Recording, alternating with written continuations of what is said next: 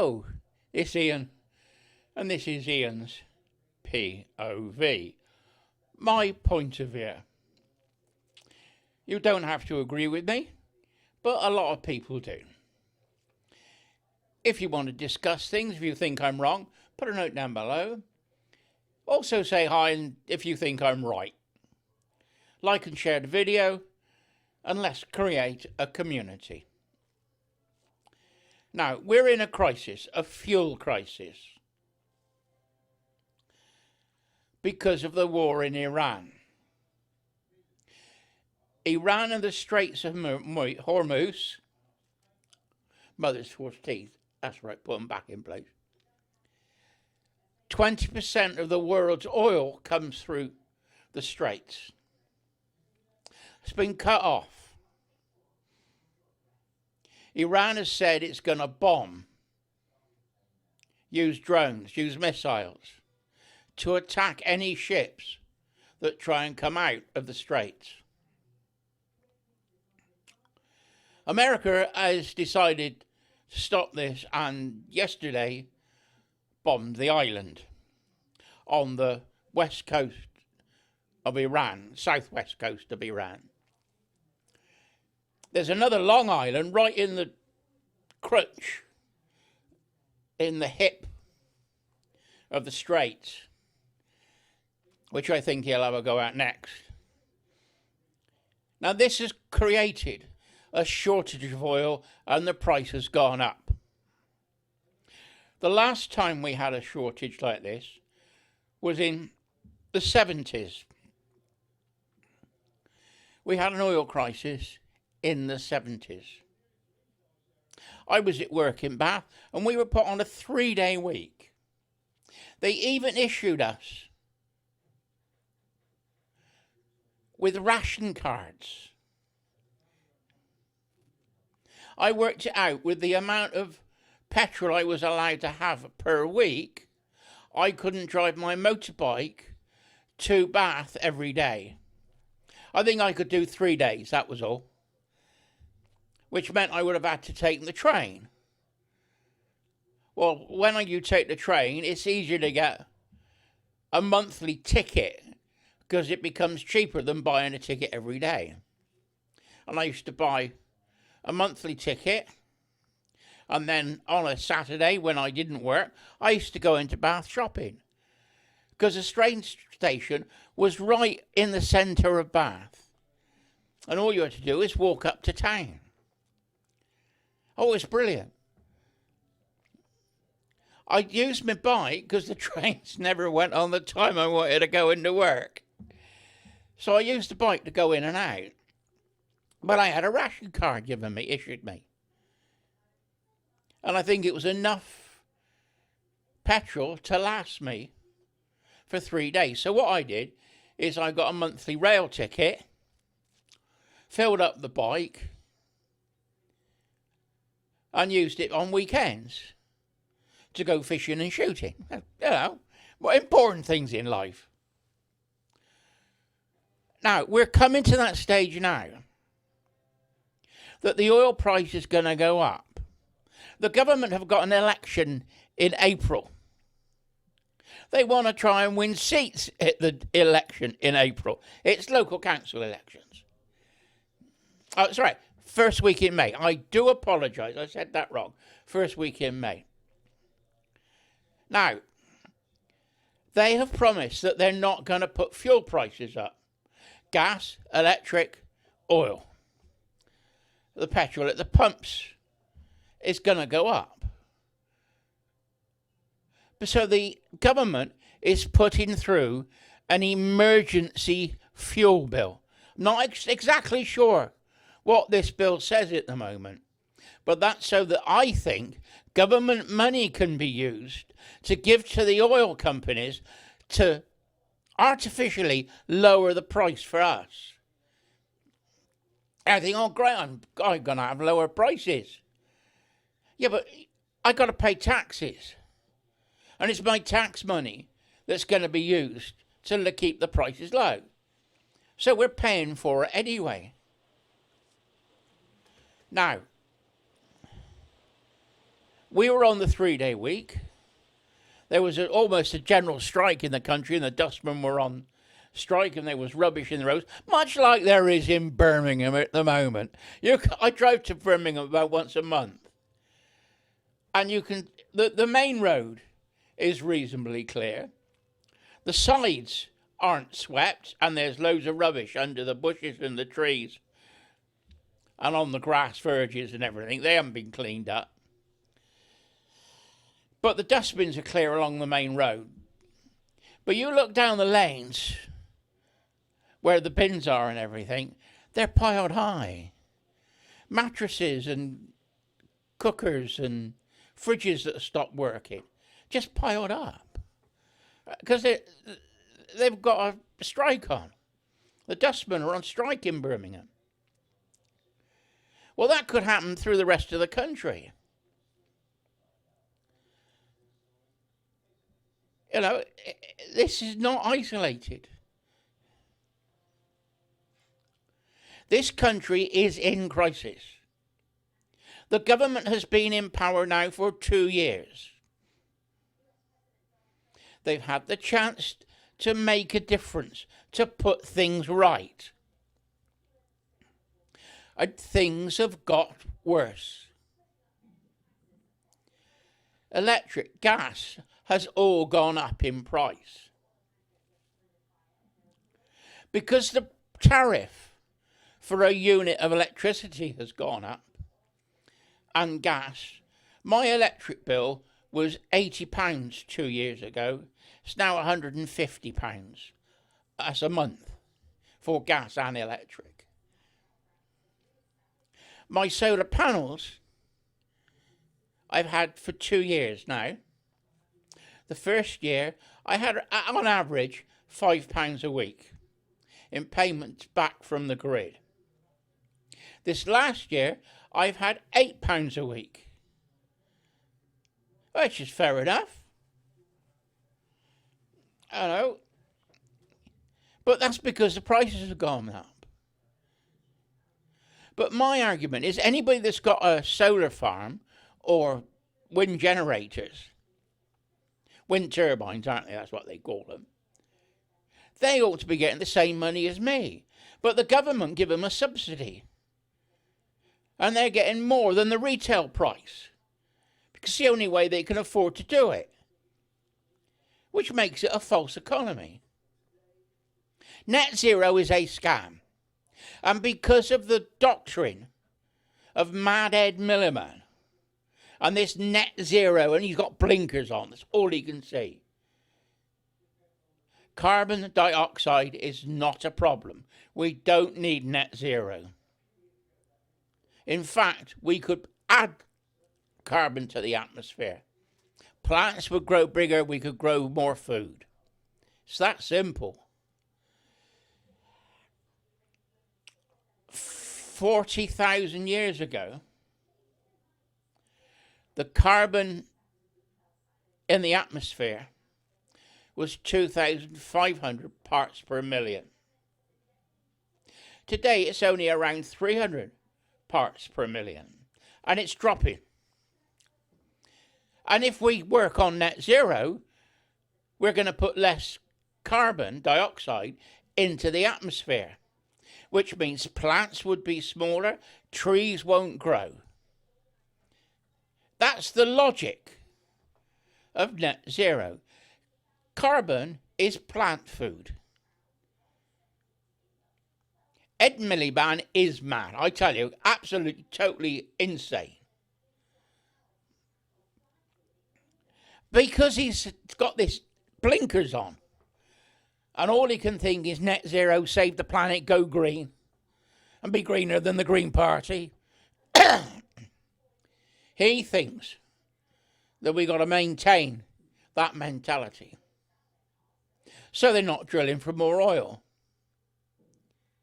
They're not making oil refineries. In the Second World War, we needed oil. In Nottingham, the oil men from Texas came over. And they drilled in Nottingham Forest in the county of Nottinghamshire. You know, Robin Hood country. And at the height of the war, in 42, 43, they were producing 300,000 barrels of oil a year. Now, if we got an oil crisis now, why isn't the government thinking of retapping that oil? The whale heads are still in the forest. The whale heads are still there. Oh, they'll need some work on, and you can put another nodding donkey in on a small scale and get some oil out. Then you've got to have a refinery to refine it, and they've been closing them down.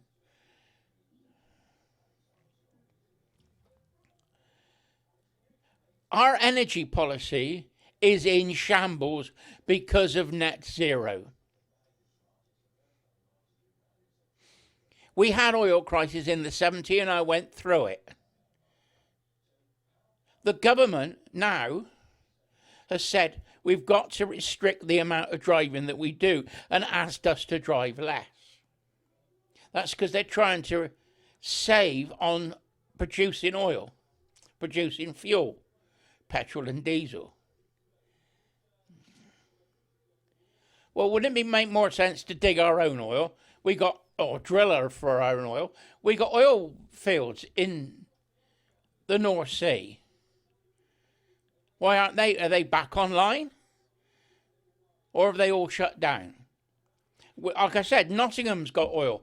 We could retap that. We could help this country out in the time of need. We'd only need to do it for about a year, and then we can shut it down again, just to get over this crisis. Now, Starmer, well, what can you say about Starmer? He's got as much personality as a slug. He gave a press conference in number 10 and was facing the camera. My wife said, that's AI. Well, that's not us, that's him, that's really him. No, she said, that's AI. He has got no personality, and it does look like it's AI. But he's obviously reading off of teleprompters. But Starmer speaks, you can't tell whether it's AI or not now. He said, we're not going to send any ships down to the Middle East. Then Cyprus gets bombed. Oh, we're going to send the ship. We're going to send the Duncan down. Duncan's in for repair. Going to take too long. Oh, we got the HMS Dragon. Oh, that's in for repair and needs some welding done. That's now left.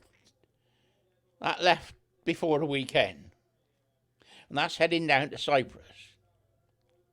We now learn there was a military analyst on a YouTube channel said that we had a minesweeper in the Straits of Hormuz, and it left 2 days before Trump attacked Iran.